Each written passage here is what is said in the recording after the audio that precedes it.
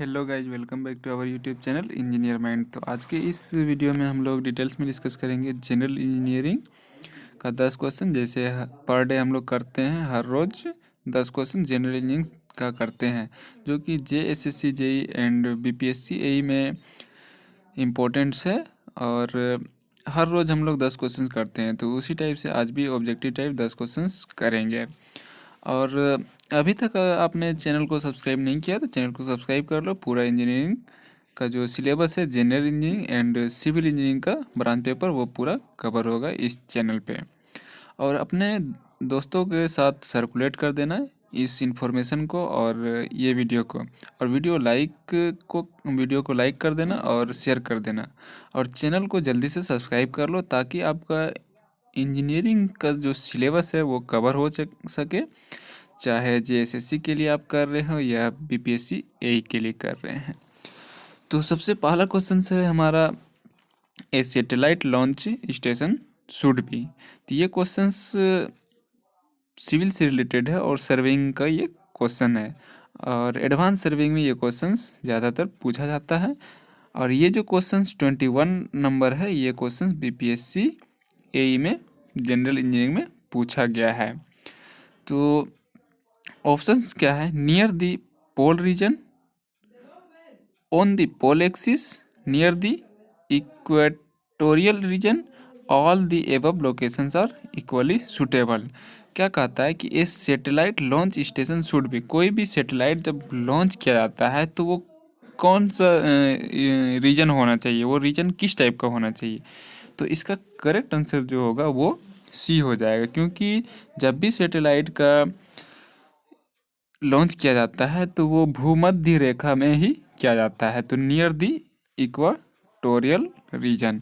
तो equatorial means होता है भूमध्य रेखी, तो भूमध्य रेखा रीजन में ही किया जाता है। तो करेक्ट आंसर हो जाएगा 21 का सी। और हम लोग जनरल इंजीनियरिंग का जो सिलेबस कवर कर रहे हैं वो मिक्स कर रहे हैं, civil part, electrical part and mechanical part, ताकि हर एक ब्रांच के लिए बेनिफिट हो। ऐसा नहीं कि हम सिर्फ सिविल ब्रांच का पार्ट कवर कर रहे हैं तो सिविल वाले का दोनों बेनिफिट हो जाएगा, वैसा नहीं कर रहे। मैकेनिकल, इलेक्ट्रिकल एंड सिविल सबके लिए बेनिफिशियल हो, इसीलिए हम लोग मिक्स क्वेश्चन कर रहे हैं। अब आप देख सकते हैं यहाँ पर जो ये क्वेश्चन है 22, ये क्वेश्चन इंजीनियरिंग मैकेनिक्स से रिलेटेड है, जो कि इंजीनियरिंग मैकेनिक्स हर कोई पढ़ता है, चाहे कोई भी ब्रांच हो, फर्स्ट ईयर में पढ़ा ही जाता है। तो क्वेश्चंस क्या कहता है पहले हम लोग देखते हैं, इसके बाद ये न्यूमेरिकल बेस्ड क्वेश्चंस है और न्यूमेरिकल को सोल्व भी करेंगे हम लोग। A car moving with a speed n can be stopped in minimum distance x when brakes are applied if the speed becomes n times the minimum distance over which the car can be stopped would have the value। तो question कहता है कि एक car moving कर रहा है n speed से, और जो कि स्टॉप्ड होता है x डिस्टेंस पे। अगर उसको कार को ब्रेक लगा करके रोका जाता है तो वो मिनिमम x डिस्टेंस पे क्या होता है? स्टॉप होता है। व्हेन ब्रेक्स आर अप्लाइड, जब उस पर ब्रेक लगाया जाता है। If the speed becomes n times, लेकिन क्या होता है? स्पीड n टाइम्स बढ़ जाता है, मीन्स n स्क्वायर हो जाता है। तो the minimum distance over which the car can be stopped would have the value. तो मिनिमम डिस्टेंस क्या होगा? पहले क्या था? जब स्पीड हमारा n था तो डिस्टेंस क्या था? x था। लेकिन जब n टाइम्स और बढ़ जाता है, मीन्स स्पीड n स्क्वायर हो जाता है, तो इसका जो ब्रेकिंग डिस्टेंस है, स्टॉप करने के लिए, व्हीकल्स को स्टॉप करने के लिए, कार को स्टॉप करने के लिए कितना डिस्टेंस चाहिए? स्पीड बढ़ेगा तो डिस्टेंस बढ़ेगा, ऑटोमेटिक है। तो ये फॉर्मूला जो है वो न्यूटन्स लॉ ऑफ इक्वेशन जो है उसी से बनेगा। तो कौन सा फॉर्मूला यूज होगा? v square is equal to u square plus 2as, ये फॉर्मूला यूज करना है। और इस फॉर्मूला को यूज करेंगे हम लोग, और यूज करेंगे तो हमारा जो डिस्टेंस है वो कवर हो जाएगा। तो पहले क्या है कि हमारा जो वेलोसिटी है वो कितना है, इनिशियल जो वेलोसिटी है वो फाइनल वेलोसिटी, इनिशियल वेलोसिटी क्या है हमारा, एन है, और फाइनल वेलोसिटी क्या है, जीरो है, क्योंकि व्हीकल्स को स्टॉप करने के लिए जो डिस्टेंस है वो एक्स है। तो हम लोग निकालते हैं, तो v इज इक्वल टू क्या है, जीरो है, क्योंकि व्हीकल्स रुक जाता है तब हम लोग डिस्टेंस निकालते हैं। और u इज इक्वल टू, आप यहाँ पर देख सकते हैं u is equal to n है।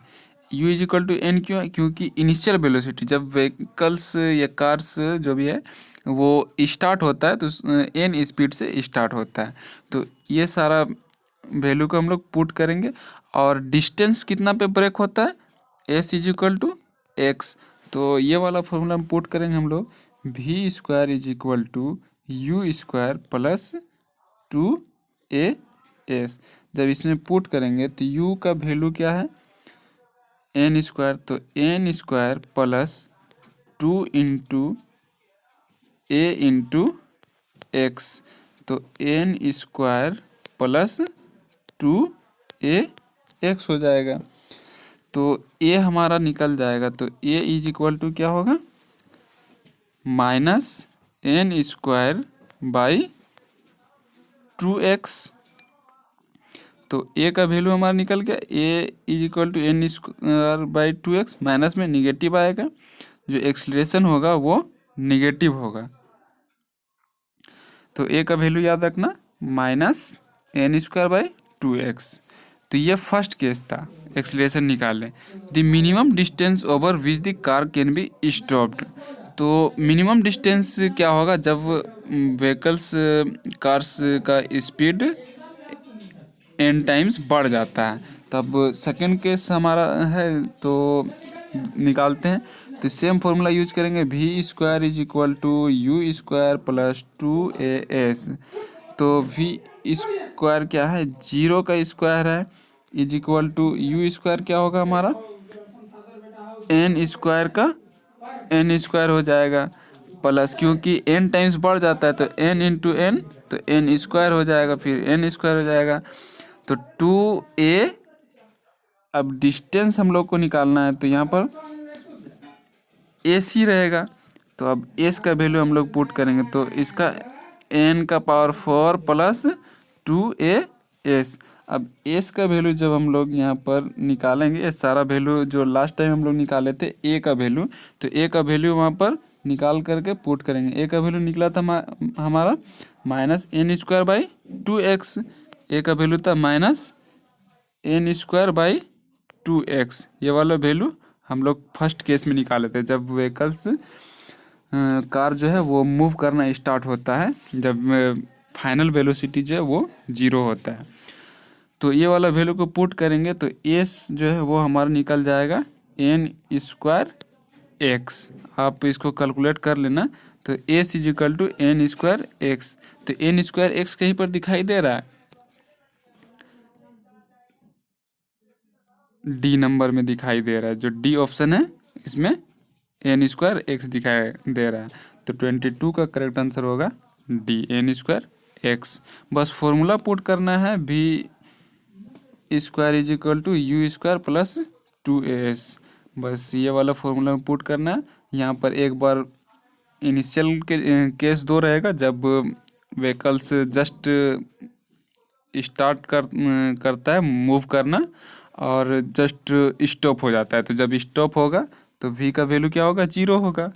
और जब स्टार्ट हो रहा था तो n स्पीड से, लेकिन कुछ देर बाद फिर n टाइम्स बढ़ जाता है तो n स्क्वायर हो जाएगा। तो एक बार u n लेंगे और एक बार n स्क्वायर लेंगे। तो फर्स्ट बार जो हम लोग n लेंगे तो यहाँ से एक्सीलरेशन का वैल्यू निकल जाएगा, और सेकेंड बार जो n स्क्वायर लेंगे तो ये एक्सीलरेशन का वैल्यू जो फर्स्ट केस से निकलेगा उसको सेकंड केस में हम लोग पुट कर देंगे। तो यहाँ से हमारा एस जो है डिस्प्लेसमेंट या डिस्टेंस वो निकल जाएगा। अब नेक्स्ट क्वेश्चन हम लोग करते हैं। A body is allowed to fall from the top of a tower, it falls through half the height in 2 second the total time taken by the body to reach the ground is approximately. क्या कहता है कि एक body है और वो allow करता है फॉल फ्रॉम द टॉप, और टॉप से वो मीन्स टॉप से टावर के टॉप पोर्शन से वो नीचे गिरना शुरू करता है, अलाउ करता है। It falls through half the height in 2 second, और जितना भी हाइट है उसका 2 सेकेंड में आधा हाइट पे आ जाता है। सपोज ये टावर है और इसका टॉप से कोई भी बॉडी है और यहाँ से गिरना स्टार्ट होता है इस पोर्शन से, लेकिन 2 सेकेंड में इसका हाफ डिस्टेंस जो है वो क्या करता है, हाइट कवर कर लेता है। The total time taken by the body to reach the ground is approximately. तो यहाँ तक आने में इसको 2 सेकेंड लगता है, तो हाफ मीन्स h/2 तक आने में इसको 2 सेकेंड लगता है, तो फाइनल ग्राउंड तक आने में कितना टाइम लगेगा, ये वाला टाइम हमको निकालना है। ये वाला यहाँ पर 2 सेकेंड लगा तो यहाँ पर कितना लगेगा। तो ये भी न्यूटन्स लॉ ऑफ मोशन से ही निकलेगा, जो इक्वेशन होता है। तो हम लोग निकालते कैलकुलेट करते हैं। अगर आप कैलकुलेटर लेके बैठे हैं तो कैलकुलेटर से जल्दी जल्दी कर लो, अदरवाइज कॉपी और पेन ले करके निकालना स्टार्ट कर दो। तो इक्वेशन क्या है, जो हमारा हाफ हाइट से जो गिरा तो उसका टाइम क्या है, 2 सेकेंड, और इनिशियल वेलोसिटी क्या है, क्योंकि जो टॉप में था तो उसका वेलोसिटी वहाँ पर तो बॉडी कांस्टेंट में था, तो initial velocity u is equal to क्या हो जाएगा, 0 हो जाएगा। लेकिन जो फाइनल वैल्यू है वो हम लोगों को पहले निकालना पड़ेगा, इसके बाद कैलकुलेट हो जाएगा टाइम भी। तो एक फॉर्मूला होता है न्यूटन्स के गति का नियम जो है, Newton's law of motion, s is equal to u t plus half a t square. तो यू क्या है, हमारा इनिशियल वेलोसिटी है, और ए क्या है, एक्सीलरेशन है। तो सबसे पहले हम लोग क्या करेंगे, इसका वैल्यू पुट करेंगे। एस इज इक्वल टू हो जाएगा, जब इनिशियल वेलोसिटी 0 है, एस इज इक्वल टू हो जाएगा हाफ ए टी स्क्वायर। तो जब हाफ ए टी स्क्वायर हो जाएगा तो एस का वैल्यू हमारा दिया हुआ था h/2। एस जो डिस्टेंस है, एस क्या है हमारा, डिस्टेंस या डिस्प्लेसमेंट बोल सकते हैं, क्योंकि h/2 टाइम में जब h/2 डिस्टेंस कवर होता है टावर का, ये टावर है और यहाँ से आधा डिस्टेंस आने में 2 सेकेंड लगता है, तो ये क्या हुआ, h/2। तो h/2 हम लोग पुट करेंगे, h/2 is equal to half a t square. तो टी हमारा कितना था, 2 सेकेंड। तो एक्सीलरेशन हमारा क्या हो जाएगा, h/2। A is equal to क्या हो जाएगा, h/2। तो जब h/2 हो जाएगा तो इससे हम लोग एक और इक्वेशन लेंगे, तो उससे हमारा निकल जाएगा t। तो t इज इक्वल टू हो जाएगा √8।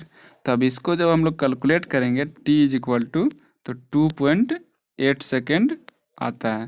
तो 2.8 सेकेंड किस ऑप्शन में है, तो इसका करेक्ट आंसर हो जाएगा डी, 2.8 सेकेंड। नेक्स्ट क्वेश्चन अब हम लोग करते हैं। क्वेश्चंस मिक्स है, जैसे अभी हम लोग फर्स्ट क्वेश्चंस जो देख रहे थे वो सिविल से था, इसके बाद जो सेकंड क्वेश्चंस देखे वो भी बेसिक से था, एंड थर्ड क्वेश्चंस जो देखे वो भी बेसिक से था। फोर्थ क्वेश्चन सिविल इंजीनियरिंग से रिलेटेड है और सर्वेइंग से ये क्वेश्चंस पूछा गया है। The errors instruments can be determined by, जब इरर्स अकर्स होता है किसी भी इंस्ट्रूमेंट में तो उसको डिटरमाइन कैसे किया जाता है, कैलिब्रेट करके। ऐसा नहीं है कि ऑप्टिकल प्रोजेक्टर कोई मशीन लगा करके उसको डिटरमाइन किया था, वैसा कुछ नहीं।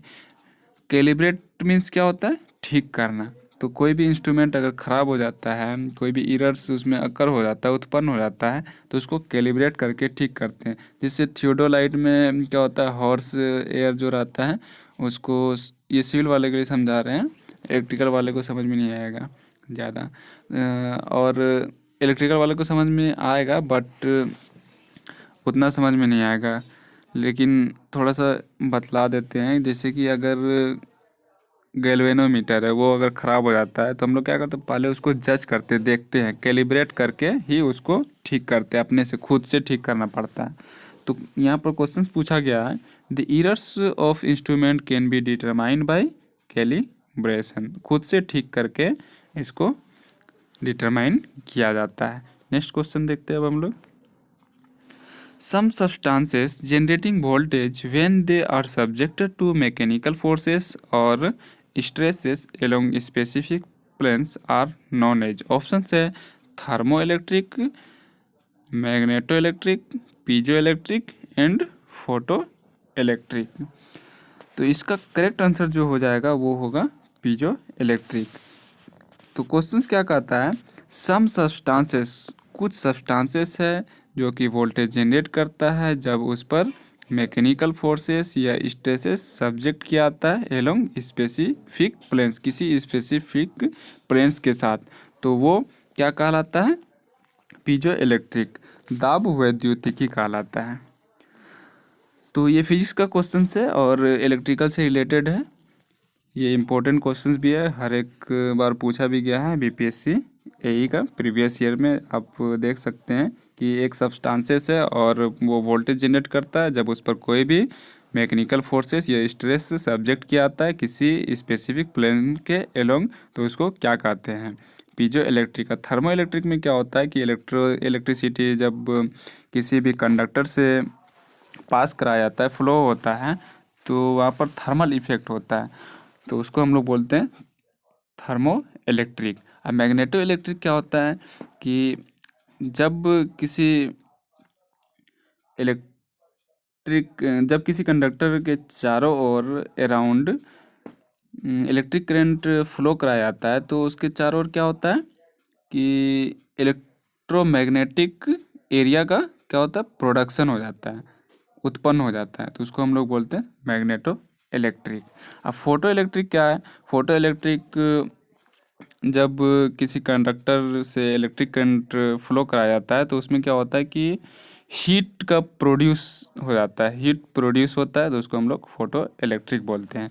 तो यहाँ पर क्वेश्चन पूछा गया है कि सम सब्सटेंसेस जनरेटिंग वोल्टेज, कुछ पदार्थ है जो कि जिसमें वोल्टेज जनरेट होता है, जो कि वोल्टेज जनरेट किया जाता है और उस पर मैकेनिकल फोर्स या स्ट्रेस सब्जेक्ट किया जाता है, अप्लाई किया जाता है किसी स्पेसिफिक प्लेन के थ्रू, तो उसको हम लोग बोलते हैं पीजो इलेक्ट्रिक। नेक्स्ट क्वेश्चन हम लोग करते हैं, a photo electric device in which the resistance of the metal changes directly proportional to the light striking on it's called.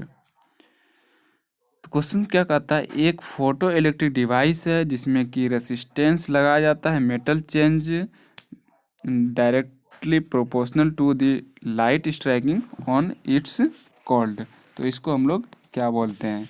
26 का करेक्ट आंसर क्या हो जाएगा, ऑप्शन में दिया हुआ photo cell, photo emission cell, photo voltaic cell, photo conductive cell, तो इसका correct answer हो जाएगा photo conductive cell. Next question अब हम लोग करते हैं। नेक्स्ट क्वेश्चन है द सरफेस रफनेस। ये क्वेश्चंस सिविल से रिलेटेड है और जनरली ये क्वेश्चंस पूछा भी जाता है, बीपीएससी एई में ये क्वेश्चंस पूछा गया है। क्वेश्चन है the surface roughness on A drawing is represented by, ये क्वेश्चन बहुत ईजी है और आप लोगों को बताना है, तो आप लोग थोड़ा दिमाग लगाइए कि क्या होगा। ऑप्शंस में है circles, squares, zigzag lines, triangles, तो करेक्ट आंसर क्या होना चाहिए मैं नहीं बताऊंगा, कमेंट करके बताना आप लोग। The surface roughness on A drawing is represented by, अगर कहीं पर हम लोग ड्राइंग कर रहे हैं और वहाँ पर सरफेस को रफ दिखाना है कि ये एरिया में रफ सरफेस है, तो उसको कैसे डिनोट करेंगे, हम कैसे रिप्रेजेंट करेंगे, तो इसका करेक्ट आंसर जो हो जाएगा वो डी होगा, ट्रायंगल्स। नेक्स्ट क्वेश्चन करते हैं हम लोग, the fact that how closely the instrument reading is following the measured variables in term as, the fact that how closely the instrument reading is following the measured variables is termed as.